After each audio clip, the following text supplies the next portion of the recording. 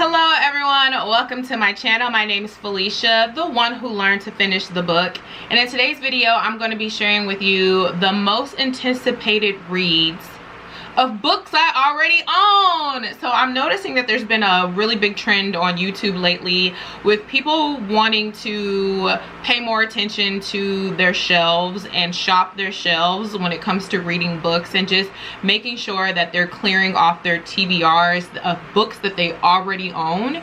And I feel the exact same. You know, when I started this channel again, when I reactivated this channel again for 2019, I bought a lot of books, and I also want to be intentional about buying those books. I didn't just buy those books to say, oh, I have a lot of books for a YouTube channel. I mean, partially that's the reason why I did that, but then also I really want to read the books I got. So I have a ton of books that I recently purchased, but these are pretty much my most anticipated reads. So starting with House of Salt and Sorrows by Erin A. Craig. Wouldn't you want to read this book? How gorgeous is this book? The graphic art, the cover art for this book is freaking out of this world, okay? So I love this book. I can't wait to design book covers when I start my graphic design program. Like, that's one of the main things that I'm excited to design, is cover art for books. This is absolutely stunning. And I'll read the summary from the jacket of the book. So Anna lives in a sheltered life at High Moor, a manor by the sea, with her sisters and their father and stepmother. Once there were 12, but loneliness fills the grand halls now that 4 of the girls' lives have been cut short. Each death was more tragic than the last: the plague, a plummeting fall, a drowning, a slippery plunge, and there are whispers throughout the surrounding villages that the family is cursed by the gods. Disturbed by a series of ghostly visions, Anna becomes increasingly suspicious that her sister's death were no accidents. The girls have been sneaking out every night to attend glittering balls, dancing until dawn in silk gowns and shimmering slippers, and Anna isn't sure whether to try to stop them or join their forbidden trysts, because who or what are they really dancing with? When Anna's involvement with a mysterious stranger who has secrets of his own intensifies, it's a race to unravel the darkness that has fallen over her family before it claims her next. House of Salt and Sorrows is a spellbinding novel filled with magic and the rustle of gossamer skirts down long, dark hallways. Get ready to be swept away. This book I pretty much know about, so I don't have to read the back summary. This is Palm Trees in the Snow, a novel by Luz Gabas. This is so amazing. I am so excited to read this book. This book is a movie this book also has a movie adaptation, which is how I learned about the book. And this book, oh my god, there's just the way I feel about this book, you have no idea. The movie was so good that I had to read the book. So this book is about a young male, from Spain. He's a Spaniard, and he moves to this country in Africa where he and his brother go to pretty much work to farm crops. And in this little country, it's colonized by the Spanish. So he ends up falling in love with this girl who lives on the island, but she doesn't belong to him. She's married, and oh my god, all the things that happen with this love story. It's tragic, it's beautiful, it's heartbreaking, it's incredibly just imagined. It's beautiful. It is one of the most beautiful love stories I have ever seen in my life. It made me think about the love story day in and day out, and then I had to watch the movie again, and I don't know how many times I watched this movie, and I finally got my hands on the book. Now this is a pretty thick book. This book has 607 pages, but I have to do it. I have to do it. Palm trees in the snow, here we go. The next book that I have is Zadie Smith on Beauty. This was a New York bestseller. Okay, so I purchased this book off of eBay, but I thought this book was going to be in better condition because it said very good, but it looks like it's definitely been read, so I'm probably going to get the hardback.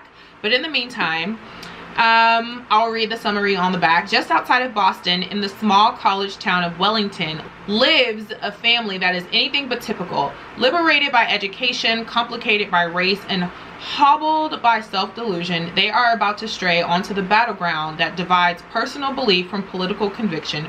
On Beauty is Zadie Smith's brilliant, hilarious send-up of the culture wars that define our age. This girl that I watched on YouTube suggested this book, and so I just said, okay, I'll get it.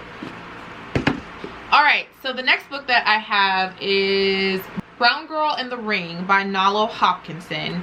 And oh my god, if I can remember who recommended this book, I will put her down in the description box. I'll put her somewhere right here, actually. She'll be right here. But I watch her channel frequently to get recommendations for new black authors and black authors that are established, and she recommended this book because it's a black author that has works on magical realism and futurism. So I'll read the back, the summary. The rich and privileged have fled the city, barricaded it behind roadblocks, and left it to crumble. The inner city has had to rediscover old ways, farming, barter, herb lore, but now the moneyed need a harvest of bodies, and so they prey upon the helpless of the streets. With nowhere to turn, a young woman must open herself to ancient truths, eternal powers, and the tragic mystery surrounding her mother and grandmother. She must bargain with gods and give birth to new legends. That's what this book is about. So excited to read this. The next book that I have is Children of Blood and Bone by Tomi Adeyemi. So super excited to read this. So I'm setting an intention this year to read more works from black authors that is predicated on magical realism, black futurism, and fantasy, and these two books fall into that category. The next book that I want to read is The Immortal List, and this is about a group of siblings who visit a psychic when they were younger, and then the psychic gives them a foreshadowing of their lives. She basically predicts their lives and tells them what their life is going to be, and so they make different decisions in their lives based on what the future outcome of their life is going to be. I heard that this is a phenomenal book, and so I'm super excited to read it for 2020. I purchased it in 2019, and I'm excited to go into 2020 reading it. The next book that I have is A Reliable Wife. Super excited to read this book as well. This is about a woman who answers a ad in the paper for a wife by a wealthy man, and she comes into this home. She pretty much has a strategy to take out this old man so she can acquire his wealth, but little does she know he has some tricks up his sleeve too. I heard that this is a phenomenal book, so I'm excited to read this as well. And the last book on the list is Cocaine Blues, a Fern Fisher mystery. I watch Alice from the Book Castle, absolutely love her videos, totally addicted to them. She suggested this book. She loves mysteries, and she was reading this book one night, and she just looked so cozy with her food, reading this book on a winter night, and I said, oh, I have to get it. Reading the back.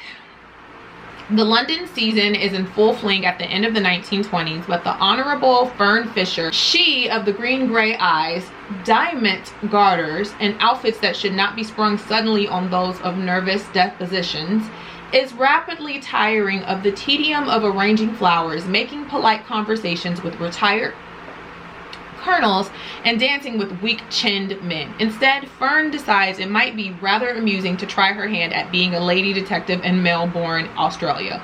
Almost immediately from the time she books into Windsor Hotel, Fern is embroiled in mystery, poisoned wives, cocaine smuggling rings, corrupt cops, and communism, not to mention erotic encounters with the beautiful Russian dancer Sasha Delisse, until her adventure reaches its steamy end in the Turkish baths of Little Lonsdale Street. This is a series of books, and this is the first book in the series, so super excited to read this as well. These are all my anticipated reads for 2020. I cannot wait to buckle down and read these by the cozy fireside on YouTube. Yes, I light a fireplace on YouTube, and possibly even have some crunchy snacks and just read. So yeah, so I'll see you all in the next video. Bye.